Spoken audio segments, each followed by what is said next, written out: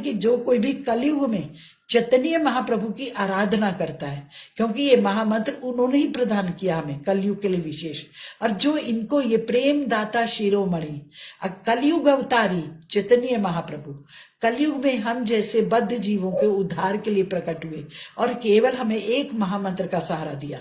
कुछ मत करो, ये 8 श्लोक पढ़ो जो उन्होंने दिए हैं और महामंत्र का सहारा लेकर अपने जीवन को आगे बढ़ाओ, तो निश्चित रूप से कृष्ण प्रेम की प्राप्ति होगी। बिना उनकी कृपा के कृष्ण प्रेम की प्राप्ति मुश्किल है, कठिन है। क्यों कठिन है? भगवान गीता जी में ही आगे बोल देंगे, सर्वधर्मान् परित्यज्य माम एकम शरणं व्रज एवं त्वां सर्व पापेभ्यो मोक्षयिष्यामि मा शुचा। लेकिन एक कंडीशन लगा दी कि सर्वधर्मान् परित्यज्य, पहले सब जगह से अपने मन को बटोरो और मुझ में लगाओ, तब मैं तुम्हारे पापों का नष्ट करूंगा। लेकिन चैतन्य महाप्रभु जब प्रकट हुए, वो ही कृष्ण जब राधा रानी की करुणा लेकर प्रकट हुए, तो क्या बोला उन्होंने? जारे देखो तारे कहो कृष्ण उपदेश। अब जिससे भी मिलते हो उससे कृष्ण की चर्चा करो, क्योंकि तुम कृष्ण बोलोगे वो भी कृष्ण बोलेगा, दोनों के अंदर एक प्रेम की धारा बह निकलेगी। मैं तुम्हें आश्वासन देता हूं कि जो कोई भी इस नाम का सहारा लेकर इस कलयुग में चलेगा, उसको निश्चित रूप से कृष्ण प्रेम प्राप्त होगा।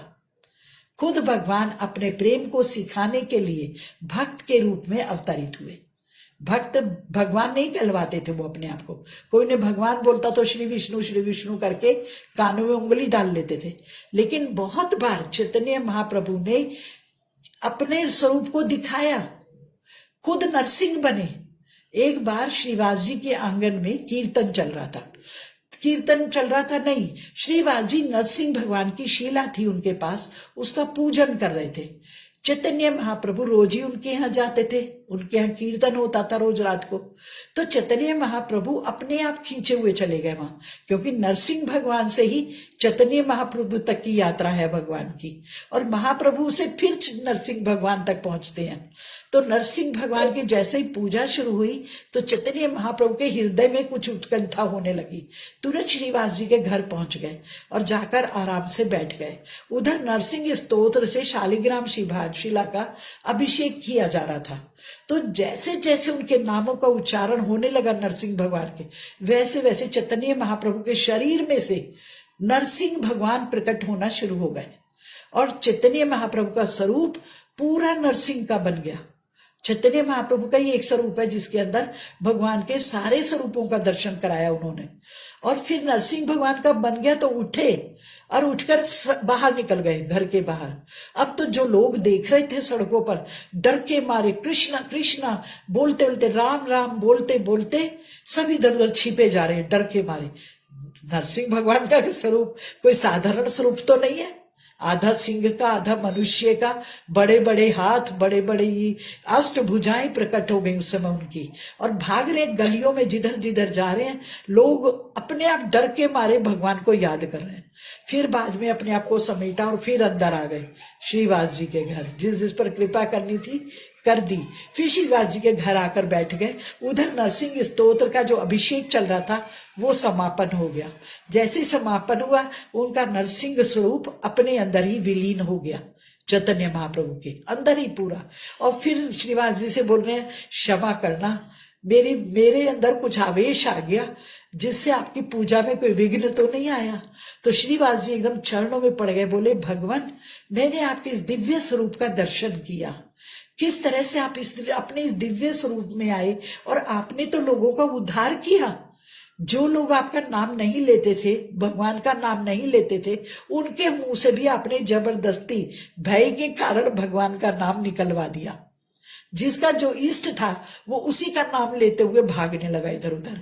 तो इस प्रकार हम देखते हैं कि चैतन्य महाप्रभु इतने कृपालु, इतने दयालु हैं। यदि हम जो माला करते हैं, देखिए उसमें बोलते हैं, जय श्री कृष्ण चैतन्य प्रभु नित्यानंद श्री अद्वैत गदाधर श्रीवासादि गौर भक्त वृंद। जिस समय श्री राम प्रकट हुए धराधाम पर, तो श्री राम अपने चतुर अंशों के साथ प्रकट हुए। राम, भरत, लक्ष्मण, शत्रुघ्न, जो कि क्या है? वासुदेव, संकर्षण, प्रद्युम्न और अनिरुद्ध। अपने चारों अंशों के साथ भगवान प्रकट हुए। इसी प्रकार जब चैतन्य स्वयं कृष्ण राधा रानी के साथ प्रकट हुए तो 5 तत्वों में प्रकट हुए।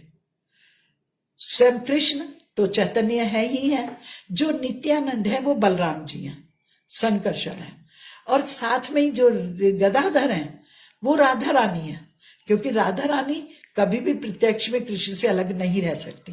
तो जब वो पुरुष बनकर आए तो राधा रानी भी पुरुष शरीर में गदाधर बनकर आ गई उनकी सेवा के लिए। अद्वैताचार्य जो महाविष्णु के अवतार हैं, कहते हैं जब भगवान प्रकट होते हैं तो अपने अंदर सारे विष्णु तत्वों को भी उसके अंदर लीन कर लेते हैं। जितने भी उनके अवतार होते हैं बाकी सब उनके अंदर आ जाते हैं।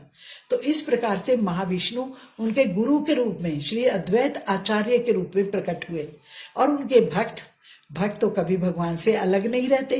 तो श्रीवास जो नारद जी के अवतार है वो भी उनके साथ श्रीवास के रूप में प्रकट हुए। अब जब हम जप शुरू करते हैं तो जप करने के समय हमसे बहुत सी गलतियां हो जाती हैं, क्योंकि मन कहीं भाग रहा है, कई बार शब्द नहीं ठीक से बोले गए, कई बार कुछ और गलती हो गई। तो चैतन्य महाप्रभु इतने दयालु अवतार है ये पंच तत्व के रूप में कि हम पंच तत्व से जो प्रार्थना करके फिर आगे जप शुरू करते हैं तो उसमें वो हमें इस कलयुग में इस सब जो दोष हो रहे हैं उस सब से क्षमा करके हमें आगे बढ़ाते हैं। तो जब तक हमें इन चीजों का पता ही नहीं है तो हमें अपने ऊपर अहंकार हो जाता है। जब हमें पता है कि चैतन्य महाप्रभु साक्षात हमारी रक्षा कर रहे हैं, हमें इस जप के द्वारा आगे बढ़ाने का प्रयत्न कर रहे हैं कि बस भटके हुए जीव अब तुम आओ और मेरे स्वरूप के पास आकर मेरी भक्ति करो, जिससे तुम मेरे साथ मेरे धाम में चलो। तो इस प्रकार अत्यंत औदार्य स्वरूप, जैसे भगवान का उदार स्वरूप बोला जाता है, ये औदार्य मतलब भगवान आते हैं तो सारे आचार विचार सब चीजें सिखाते हैं, लेकिन चैतन्य महाप्रभु जब आते हैं इतने उदार रूप में आते हैं कि वो कोई हमारा दोष नहीं देखते। किसी भी तरह का दोष होगा हमारे अंदर वो उसको ना देख करके तुरंत अपने ध्यान में अपने नाम में हमें लगा देते हैं और हमारे गुणों को बढ़ा देते हैं अपने नाम के द्वारा। हरे कृष्ण कृष्ण कृष्ण हरे हरे, हरे राम राम राम हरे हरे।